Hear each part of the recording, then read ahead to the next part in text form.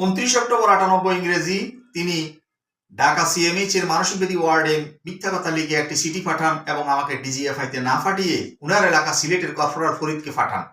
3/1/99 ইংরেজি থেকে 17/2/99 ইংরেজি পর্যন্ত আমাকে ঢাকা সিএমএইচ এর মানসিক ব্যাধি ওয়ার্ডে কোনো প্রকার ওষুধ ছাড়া ভর্তি করে রাখার পর সাইকিয়াট্রিস্ট কর্নেল সাজ্জাদ স্যার এবং কর্নেল ইকরামুল লতিফ স্যার আমি খুবই ভদ্র, নম্র, বৈশ্য, মিশুক এবং খুবই ভালো ছেলে ইত্যাদি মন্তব্য লিখে হাসপাতাল থেকে ডিসচার্জ করেন।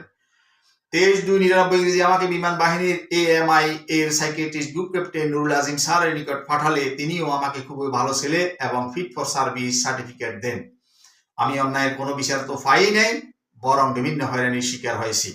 এরপর গত 24 জুন 2001 ইংরেজি চট্টগ্রাম ঘাটির সরবরাহ বহরে আমাকে আবার বদলি করা হলে আবারও আমাকে হয়রানি ও ষড়যন্ত্রের শিকার হতে হয়। আমার ভারপ্রাপ্ত ওয়ারেন্ট অফিসার পাবনাজার বাড়ি BD 456558, warrant officer Majedul Hossain aircraft fitter পূর্বের এসব কারণে আমাকে পূর্ব থেকে ভালো চোখে দেখতেন না। তিনি ক্ষমতাসীন সরকারের মন্ত্রীর ক্ষমতা বলে বেশ দাপটের সহিত চাকরি করতেন এবং ধরাকে সরা জ্ঞান করতেন। 2004 ইংরেজি সালে আমার একটি অপারেশন হওয়ায় অফিসে আমার কম উপস্থিতি হয়। ওয়ারেন্ট অফিসার মাজেদ উদ্দিন স্যারকে ষড়যন্ত্রমূলকভাবে বলেন যে আমি নাকি ডিউটি অ্যাভয়েড করার জন্য শুধু সিক রিপোর্ট করি, মাসের মধ্যে 15 দিনও কাজ করি না এবং 2004 ইংরেজি সনে আমি নাকি মাত্র 118 দিন কাজ করেছি ইত্যাদি। আমি পুরো বছরের কাজের এবং সিক রিপোর্ট করার হিসেব স্যারদেরকে জানানোর পর ওয়ারেন্ট অফিসার মাজেদ আমার উপর আরো বেশি ক্ষিপ্ত হয়ে উঠে। সেই হিসেবে দেখা যায় আমি নিজ থেকে মাত্র একদিন সিক রিপোর্ট করেছি এবং ওয়ারেন্ট অফিসার মাজেদ আমার অফিসে কাজ করার দিনকেও সিক রিপোর্ট হিসেবে গণনা করে দেখিয়েছেন। 6 অক্টোবর 2004 ইংরেজি পারিবারিক রেশন বাউচার সাইন করানোর জন্য ওয়ারেন্ট অফিসার মাজেদ সাহেবের নিকট নিয়ে গেলে উনি বাউচারটিতে সেপ্টেম্বর মাসের শেষের দিকে তারিখ লিখা দেখে ক্ষিপ্ত হয়ে উঠেন এবং সাইন করে বাউচারটি দিবেন না এই কথা বলে নিজের কাছে রেখে দেন। আমি বিনয়ের সাথে বলি যে স্যার এটা তো অসুবিধা হওয়ার কথা না, তবু আপনি বললে আমি তারিখটি কেটে পরিবর্তন করে দিই অথবা নতুন একটি বাউচার তৈরি করে দিই। এর 2 দিন পর উনি আমার বিরুদ্ধে বিভিন্ন মিথ্যা অভিযোগ উত্থাপন করে আমাকে 3 দিন অধিনায়ক স্যারের অফিসে বসিয়ে রাখার পর বোর্ড গঠিত হবে এই কথা বলে আমাকে অফিসে চলে যেতে বলেন। আমি আমার বিরুদ্ধে মিথ্যা অভিযোগ উত্থাপনের প্রতিকার ও সুবিচার প্রার্থনা করে ঘাঁটি অধিনায়ক স্যার বরাবর 5টি আবেদন করলে অধিনায়ক ভারপ্রাপ্ত কর্মকর্তা wing commander Sheikh Jamal Akhtar sir তিনি শেখ পরিবারের লোক হওয়ায় আমার একটি আবেদনও ঘাঁটি অধিনায়ক স্যার বরাবর না পাঠিয়ে ওয়ারেন্ট অফিসার মাজেদের কথায় আমার বিরুদ্ধে ষড়যন্ত্রমূলক এয়ার হেডকোয়ার্টারে অ্যাডমিন অর্ডার পাঠান এবং মেডিকেল থেকে অ্যাম্বুলেন্স ডেকে এনে সার্জেন্ট শামসুল এবং সার্জেন্ট নুর নবীকে এসকর্ট নিয়োগ করে আমাকে জোরপূর্বক মেডিকেল পাঠান। ডাক্তার স্যার আমাকে অফিসে ফেরত পাঠান এবং সেদিনই বৃহস্পতিবার ঈদের ছুটিতে অফিস বন্ধ হয়ে যায়। আমি কর্তৃপক্ষের অনুমতি ক্রমে সপরিবারে বহির্বাস থাকতাম এবং অফিসের বাসে হালিশহর বাসায় যাওয়ার পথে বাসে সবাই বলা বলি করতে শুনি যে সার্জেন্ট মেজবাকে অ্যাডমিন অর্ডার পাঠিয়ে চাকরি থেকে বের করে দিচ্ছে এবং সেন্ট্রাল রেজিস্ট্রির লোকজনও বলতে থাকে যে ওয়ারেন্ট অফিসার মাজেদ এসেছিল সার্জেন্ট মেজবার ব্যাপারে এয়ার হেডকোয়ার্টার থেকে কোনো চিঠি এসেছে কিনা জানতে।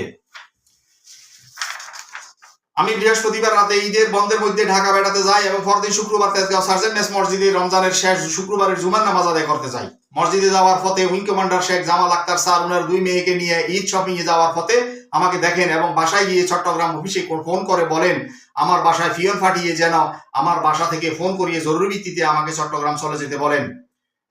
পরে ফিয়নরা আমাকে এসব বলে। জুমার নামাজ শেষে দেখি মসজিদের বাইরে মাননীয় বিমান বাহিনী প্রধান sir air vice marshal Fakhrul Azam sir মুসল্লিদের সাথে কুশল বিনিময় করছেন। আমি স্যারের সামনে পড়লে স্যারকে সালাম করি। ওইখান থেকে ওয়ারেন্ট অফিসার মাজেদের এক লোক মাজেদকে বলে সার্জেন্ট মেজবা ঢাকা এসেছে এবং চিফ স্যারের সাথে সাক্ষাৎ করেছে। ঈদের বন্ধের পর জানতে পারি যে আমার বিরুদ্ধে ষড়যন্ত্রমূলক পাঠানো সেই অ্যাডমিন অর্ডারটি এয়ার হেডকোয়ার্টার থেকে চট্টগ্রাম ঘাঁটিতে ফেরত পাঠানো হয়েছে এবং একটি তদন্ত পরিষদ গঠিত হয়েছে। প্রশাসনমূলক সেই তদন্ত পরিষদের সভাপতি ছিলেন স্কোয়াড্রন লিডার মনিরুজ্জামান জিডিপি এবং সদস্য ছিলেন warrant officer Rafiqul Islam GS1। আমি সকল প্রমাণপত্র বোর্ডে জমা দেওয়ার পর সভাপতি স্যার আমাকে মানসিক রোগী বানানোর ষড়যন্ত্র করেন এবং 7 ডিসেম্বর 2004 ইংরেজি জোরপূর্বক আমাকে চট্টগ্রাম CMS এর মানসিক রোগের ডাক্তারের নিকট পাঠান। মানসিক রোগ বিশেষজ্ঞ স্যার আমাকে এগুলো প্রশাসনিক ব্যাপার এগুলো মুখে বলে এবং লিখে কোনো প্রকার ওষুধ ছাড়া আমাকে ঘাঁটিতে ফেরত পাঠান।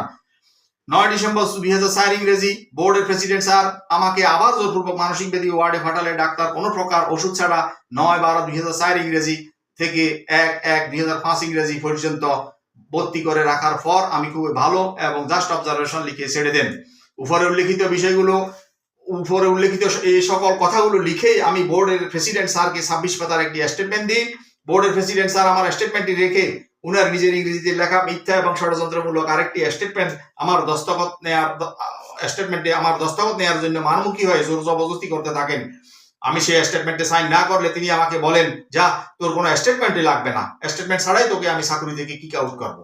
উল্লেখ্য যে আমাকে হাসপাতাল থেকে ছাড়ার একদিন পর চিফ স্যারের চট্টগ্রাম ঘাঁটির বার্ষিক পরিদর্শন অনুষ্ঠিত হয় এবং 1 জানুয়ারি আমার বোর্ড শেষ হয়।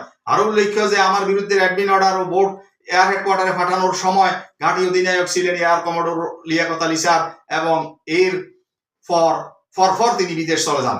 বোর্ড শেষ হওয়ার প্রায় 4 মাস পর তিনি বিদেশ থেকে এসে সহকারী বিমান বাহিনীর প্রধান প্রশাসন হন এবং তিনি 13 বছর 3 মাস চাকরি করার পর কোনো কিছু ছাড়াই আমাকে চাকরি থেকে ডিসচার্জ করেন।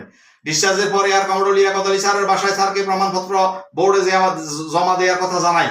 মধ্যাহ্ন ভোজের দাওয়াতে এয়ার কমোডোর শফিউজ্জামান স্যার আসলে স্যারকে গেট থেকে নিয়ে লিয়াকত স্যার চলে যান। যাওয়ার সময় শফিউজ্জামান স্যার লিয়াকত স্যারকে আমার বিরুদ্ধের বিষয়গুলো উনি জানতেন বলে জানান। এরপর লিয়াকত স্যারের কথায় শফিউজ্জামান স্যারের স্ত্রী শফিউজ্জামান স্যারকে নিয়ে চলে যান।